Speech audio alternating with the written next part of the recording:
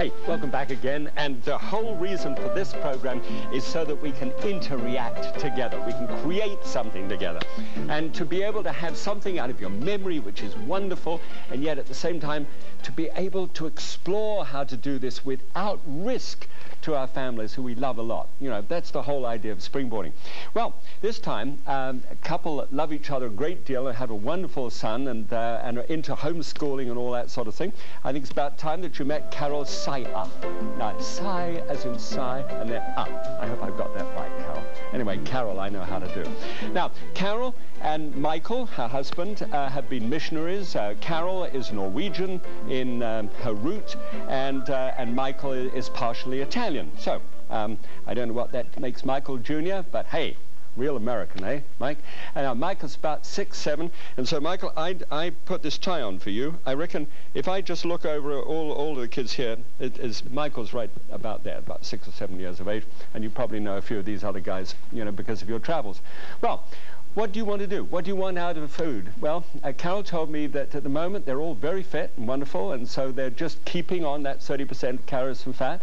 They want it to be healthy, and they like their meat. They like exotic things because they've been in exotic places, and they brought that back. This is how you get to know about how exotic it can be for this food preference list that we sent out. And just look at those top 3 national cooking styles: Indian, Afghanistan, and Lebanese. I mean, that's the first time, you guys, that we've had those kind of 3 selections on the top. And stews, that's the first time that I've had a cooking method as a stew as being, and mostly meat. You know, well, I understand you like meat, and that's fine. It's just how much meat. And then seasonings are cardamom, cumin, and cloves. Those, I selected those out of the many that you do like, because those sort of move together in doing this thing, as well as cinnamon. Okay, lamb. Now, lamb is your #1 meat, and you really enjoy that. That's not a really terribly popular meat in the United States, but I agree with you. I think it's wonderful, especially when it is lamb and hasn't gone over the hill to be hogget. It's kind of sort of an ammoniac kind of smell. You know what I mean? Mangoes, and you like those when they're really in season. They get to be a bit expensive, and you are really big on miniature green peas. So am I. I think it's, you know, we serve no pea before it's time. I would get a bit concerned about them being so small. Carrots is another one. So anyway, so we put all of this together. You sent me a favorite recipe of a pallow that you had in Afghanistan, and so we went for reducing the fat and increasing the flavor a little bit. Come and show you how it's done.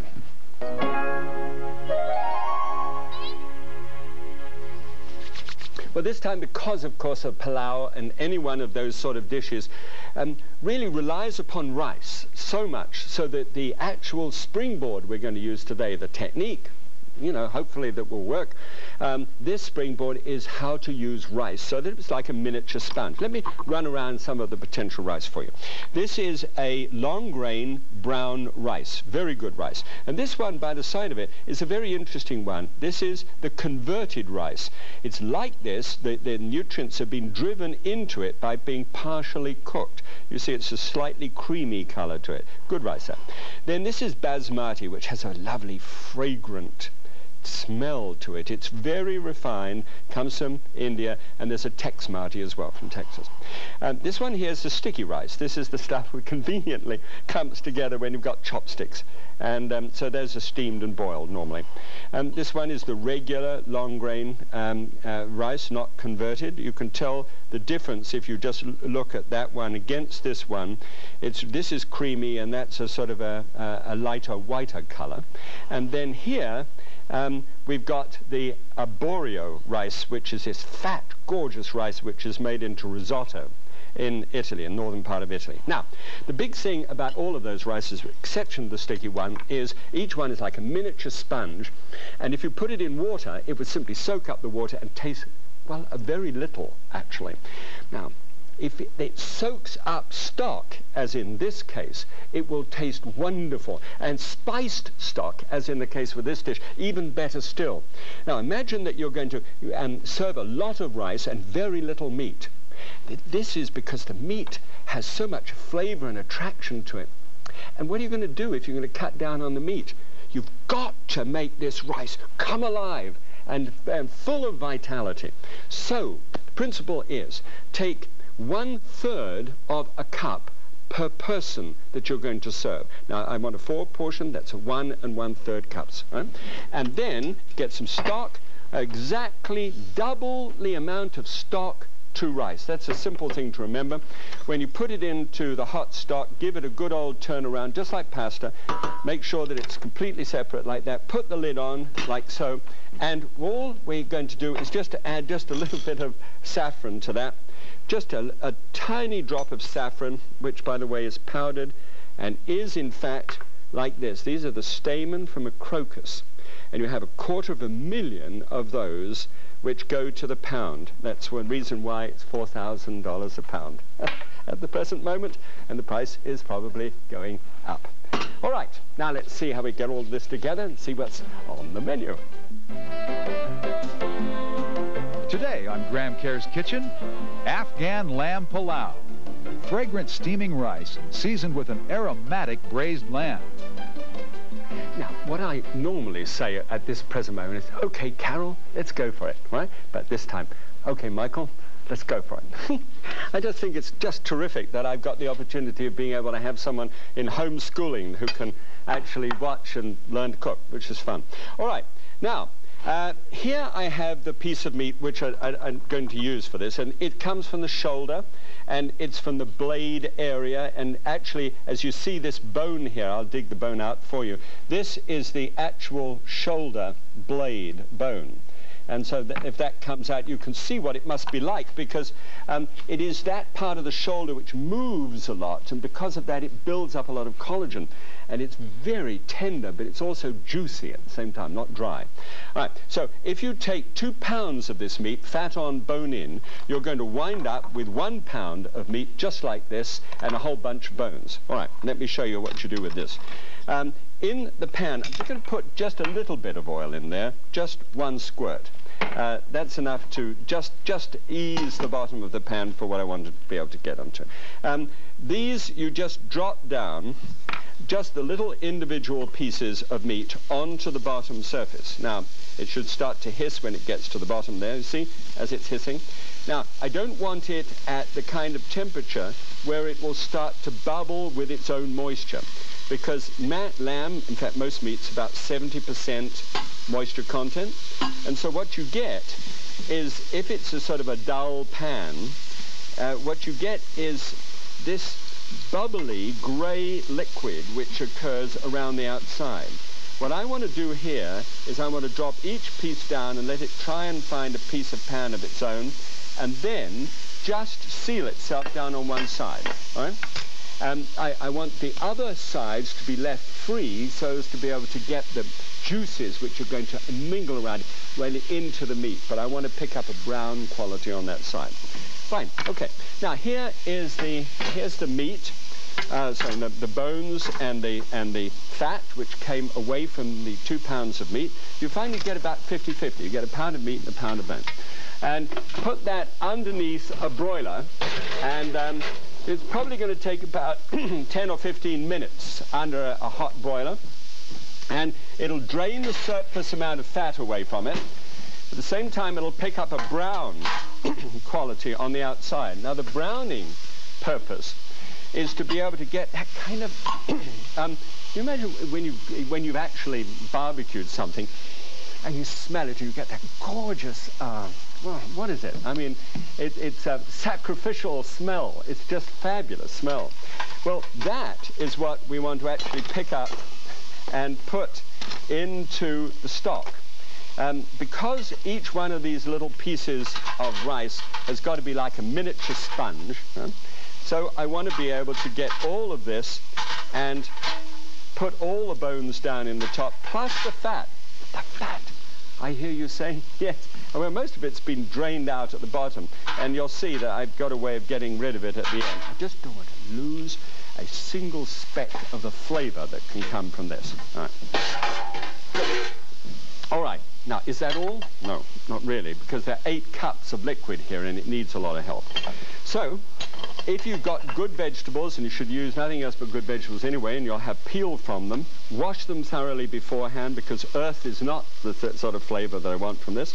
But all the trim from those, the trim from the onions as well, washed first, and treat it, just say to yourself, if these pieces of rice are going to soak up the flavor, then let it be flavor. Let it be good flavor, good ingredients, always in a stock.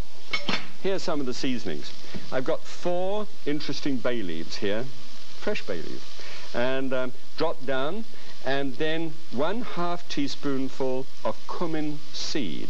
Now that's cumin seed. Cumin you might have had powdered, and if you like chili powder, half of chili powder, with a cayenne pepper in it as well, is cumin. Right, here's a 1-inch piece of cinnamon, just enough to get a lilting flavor of it, and there are 6 little cloves there, so we'll pop those in too. So all of that stirred up together. This will make a great stock, but how do you do it? Well, for years and years and years, I used to put it on the stove like that, or I used to run around with a pressure cooker or whatever. Could do it within 20 minutes in a pressure cooker, 20, 30. But a couple of hours here, and it would simmer away like this, and it would get in, and Trina would say, the drapes smell of your stock, especially upstairs. And I was not the happiest of married couples, and I'd do anything to be a good husband, just anything. So one day I found the most extraordinary thing. I mean, it's just absolutely amazing. It was like a giant thermal container, and if you bring this to the boil, and then put that down into the thermal container, put the lid on, I could put this upstairs with Trina's, things that we don't talk about. And there would be no aroma from them at all. Nothing gets in her curtains at all. Nothing boils down. Nothing has to be left on the stove. There's no electricity on. It was just terrific, sensational. So that does that. Now, at the end of about 4 hours, you just simply open the thing up, and you need to strain it. Oh, by the way, the moment you open it up, you know that something right has happened. You can smell the product. You can smell what you've been up to. And instead of upstairs and all over the house, it's just where you want it, in the saucepan. And the other neat thing is, remember how much water I put in this? Remember that? Let me see whether I can get this out without getting it all over the floor. There. Now, I put in 8 cups of liquid at the end there. Now, this is all the bits and pieces of garbage that I've got there. I'm just getting this out of the sight because you don't want to sit looking at garbage. And it's delicious garbage, but I mean, you don't want to look at it. So, we'll put that in there. And look what I've got. It's dropped about 1 cup, all right? Just out of 8 cups, 1 cup. It would be way down on its knees if I had been doing that. Oh, and of course I know. It's just like my tea at the hotel where I stay at. It goes all over the breakfast table every morning. And I keep on complaining to the management. I say, when are you going to get a decent teapot? Oh, I know, they say. It happens every time. Everybody says that. Wouldn't you have a word with the management about it? So, management, Mayflower Hotel in Seattle, teapots! Just in case you're thinking I've done it. All right, save this for later. Good aroma. Right, so there it is. It's in that strainer there to let the fat come to the surface. Now, watch what I've got done here. Remember how we did this? All right, let's just shake that out. That has simply, I knew I'd miss, that has simply been cooking on that side, just one side only. Now, over here in the fridge, 1 onion, all sliced up and ready to go, and there, straight down into the top.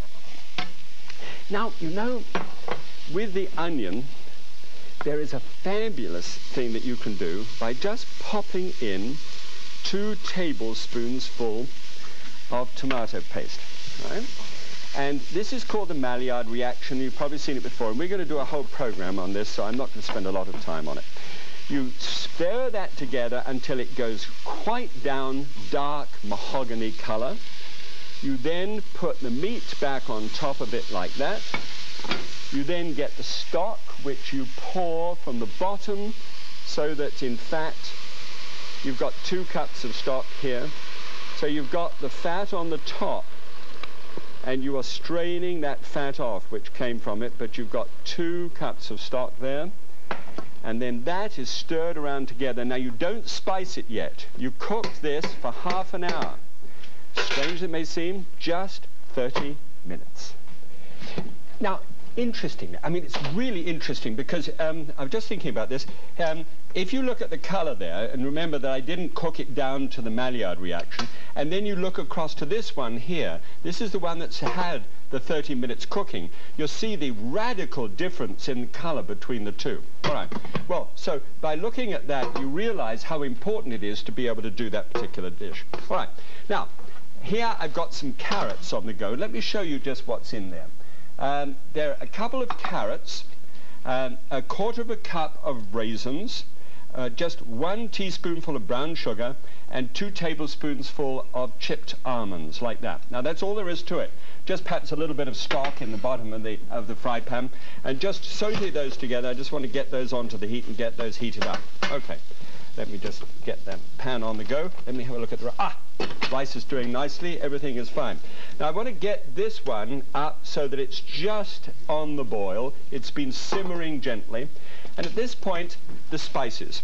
Now, here are some fascinating spices, and let me just show these to you. We have here, these are the cumin seeds that we had before, so we've got a teaspoonful of those, and then we've got 3 of the cloves again. We've got 2 inches long of cinnamon stick, and this little pod here, which if you try and break open, there you are, I've broken it open with my fingers, you see little tiny seeds that fall out of it. These are cardamom seeds, and these are wonderful things. So just pop all that in together and just run it up. And what's taking place is the little whizzer is going round and round and round, and it's a fabulous idea because, and don't just have a separate one apart from your coffee, otherwise it can be a problem. And what's happening is I'm getting the full flood of the volatile oils from those spices in just a question of seconds. Now, Carol, unfortunately, didn't have one of these, Carol. We'll send you one. They are so good from that point of view. I'm going to put 1.5 teaspoons, that's roughly what I got out of this, in the top of that. I'm going to scatter a little bit extra over the carrots, and I'm going to put a little in here. As a matter of fact, I don't know. If you've got anything, send it to me. You know, we'll send you by an envelope. Send an envelope. Anyway, so all of that's going nicely now. We just toss that around together, and now we have to thicken it. Now, the thickening takes place with 1 tablespoonful of arrowroot and 2 tablespoonsful of water, or it could be stock. I mean, you know, the whole idea is to get as much flavor as possible out of it. So now you just simply draw that to the side of the stove. Remember, standard technique here. Never have it boiling, otherwise you'll make little dumplings. See how quickly that stirs in, and it's ready. I love it. You know, talk about instant food. Look how glossy and fabulous that looks, right? Let's build it, shall we? So you then get a plate out of the oven, hot food, hot plate, cold food, cold plate, and then get a good spoonful and just stir in those spices so that they're well stirred in. Good dollop of that great looking rice there. And I agree, Carol, you know, mostly you would get brown rice in Afghanistan, but doesn't that look nice with a little bit of yellow in it? And then take some of those carrots, which she loved, put them down at the bottom there, or you can also stir them into the dish itself. And then anoint the top. The smell that's coming off this is just fantastic. It's got a great aroma. And she, Carol, came up with a fantastic idea to me. She said, why don't you try a little strained yogurt and garlic and some mint and just pop that on the top. So we did it. You know, it's just 1 clove of garlic smashed, 1/2 cup of strained yogurt, and about 1.5 tablespoons of mint. Just like that. Very nice. Come through. The studio here is full of aroma. It is just sensational. All right, now this is the dish which Carol sent me in the first place with the brown rice. This is the one here with, of course, the yellow rice. And basically the same dish, but I think you see, you know, how the yellow sort of helps. And $4,000 a pound. Should do, shouldn't it? All right, 899 calories, Carol, was yours. This comes in at 662. 47 grams of fat gets down this way to 16. 8 of saturated fat down to 5. 47 calories, 47% of calories from fat then drops to 22%, which means that it could be eaten by someone practicing prevention. Cholesterol 70, this goes up a little bit with 104, that's a third of the day's supply. Sodium 472, not too bad. And carbohydrates 85. As a matter of fact, I'd probably sprinkle a little extra sodium on the rice because I wouldn't for Trina, but then I would have the salt shaker there, and when she wasn't looking, I'd just put a little bit on there.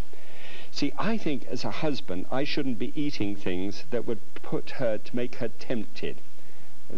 Understand? Excuse me. Oh, that was so good. Carol, bless your heart. That's so good. And Carol, this has been wonderful working with you, darling. I mean, I really appreciated how you wrote back to me and said, I think it's bland. We went back and we started working with it and started edging all these flavors together, and now it sort of tingles. It's wonderful. So I really appreciate that. There's so much, you know, in giving each other permission to work, to be able to create things that don't put ourselves at risk. That's springboarding, isn't it?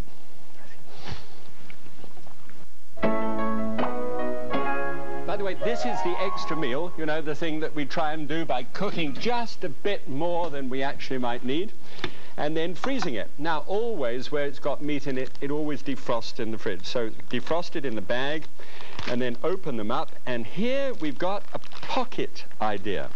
And this is an interesting kind of concept. You don't freeze it with, always save the bags, by the way. You don't freeze it with chutney in it, but this is a chutney here. It's a British idea, and you just put a little of that chutney in the center of these little pockets, and then drop them down into a toaster oven, or well, not oven, but a regular toaster. Right. Now, let me show you actually what I did. I had the surplus rice and the whole of the mix that we did, you know, sort of make the whole thing up ahead of time and do a double up, do double or triple perhaps. I think you'll enjoy this idea. And then put it into a small food processor like this one, watch it, and then stop it after 10-15 seconds. Doesn't take long, does it? Then you've got this magnificent mix. It looks rather like tabbouleh, you know, which is a fabulous salad, and but this is with lamb in it as well, and with the rice, and so you just put a couple of really good spoonfuls into the center of a pocket, spread it all out, and then put that into one of these little baggy things, put the name on it, and then when your son comes back, Michael, when you're, you know, 17 and out by 9:30 at night and you're home, then you can whiz back here like this and take one of these out and defrost it. Of course, you'll have to wait overnight. No, you could defrost it quickly on the microwave thing, and then bingo. Okay, up it comes. Now, when you do this, always make sure that you take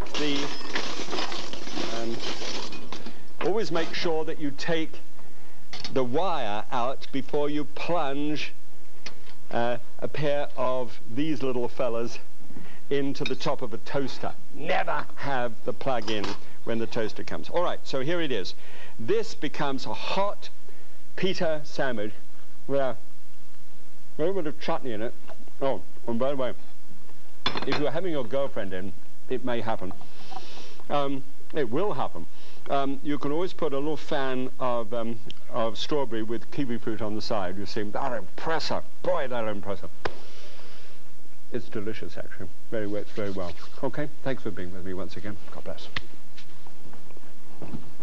Well, Carol, Michael, thanks a bundle. I mean, that really was neat. And the aromas are still coming off this. I'm going to enjoy the washing up. Chin chin.